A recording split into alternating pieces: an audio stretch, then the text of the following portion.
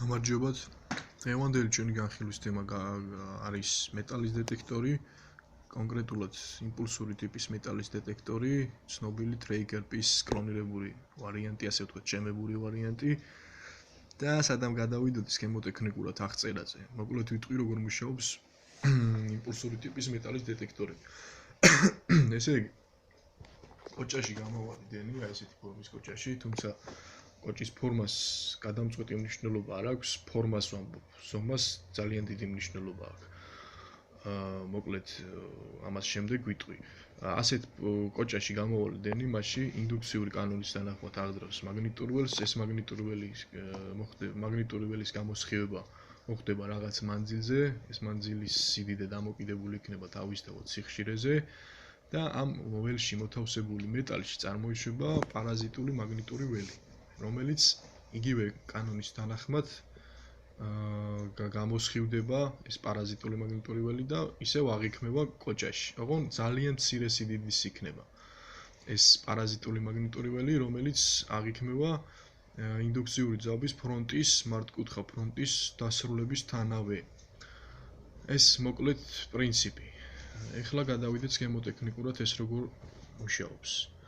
ჩვენთვის სასარგებლო პარაზიტული მაგნიტური ველის, ანუ ინდუქციური ძაბვის გამოყოფა ხდება დიფერენციალური გამაძლიერების საშუალებით. დიფერენციული გამაძლიერებიდან სიგნალი გადადის მიმღებ გამაძლიერებელში, ვინაიდან ეს სიგნალი ძალიან მცირე ამპლიტუდის სიდიდის არის და საჭიროებს გაძლიერებას. გაძლიერებული სიგნალი გადადის უკვე ინტეგრატორში და ინტეგრატორში კონდენსატორის დამუხტვის პერიოდი პირდაპირ პროპორციონალურია ამ პარაზიტული მაგნიტური ველის სიდიდისა. შემდეგ ხდება მიკროკონტროლერის მიერ ეს ინფორმაციის დამუშავება, გაფილტრა და დისპლეიზე გამოტანა, ასევე აქვს ხმოვანი იდენტიფიცირებაც.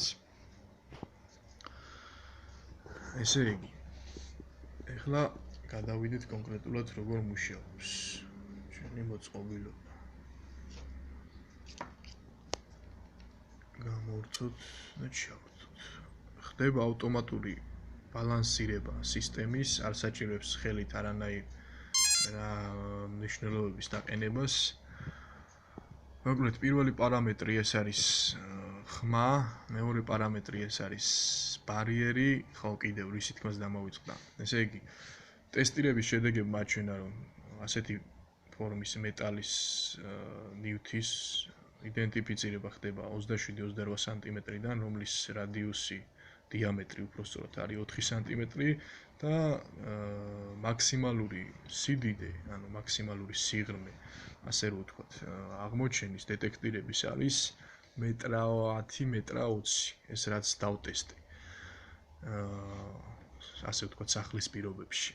თუმცა ამ სიღრმის მანძილის გაზრდა შეიძლება იმ შემთხვევაში თუ კალის სიდიდეს გავზდით და ეს შეიძლება ავიდეს 2-3 მეტრამდე, თავისუფლად შეიძლება დეტექტირება მოახდინოს კალის გაზრდის შემთხვევაში დიდი მეტალების, რა თქმა უნდა, უკვე ესეთ მცირე მეტალებზე აღარ იქნება რეაგირება. მოკლედ, ესე იგი, გვიჩვენებს ასევე ძაბვას, აკუმულატორი გვაქვს ლითიუმის, 3 ცალი ლითიუმის ელემენტი. ესე იგი, მოდი მოვათავსოთ მეტალი და დავაკვირდეთ.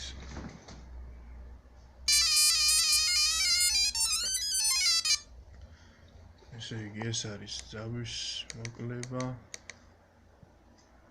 ძაბვის კი არა, რაღაცა ხმის მოკლება. ეს არის ბარიერი. უზნობიარობის მოკლება. ოკეი. ნაკლები სიდიდის, ნაკლები მანძილიდან იჭერს, ეს საჭიროა იმისთვის, რომ თუ არ გვჭირდება მაგალითად ძალიან მცირე მეტალებზე მოახდინოს რეაგირება, აუწევთ ბარიერს.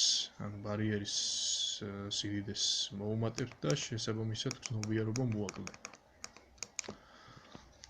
მოკლედ, ასევე აქვს განათებულობის, ასე ვთქვათ, ჭაქრობა, ანთება. ეს ცოტა ვიმაიმუნე, პაროლი ნამდვილად არ ჭირდება, მაგრამ ესე მიყვარს ხოლმე ესეთი ნავაროტკების, ასე ვთქვათ, რაღაცების დამატება, თუმცა ეს ნამდვილად, ასე ვთქვათ, სისულელეა, პირდაპირ ვთქვათ, მეტალის დეტექტორის პაროლი და ესეთი რაღაცები ნამდვილად არ ჭირდება.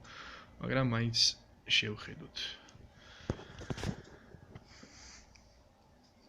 ესე იგი 11:33 მოდიში 13 დავაჭერთ და ახლა ხდება დარეგულირება ავტომატურად მზად არის მუშაობისთვის. მნიშვნელობების შენახვა ხდება პრომში, რასაც დავამახსოვრებინებთ.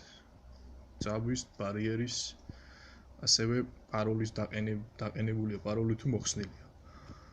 სულ ეს იყო, მადლობა ყურადღებისთვის.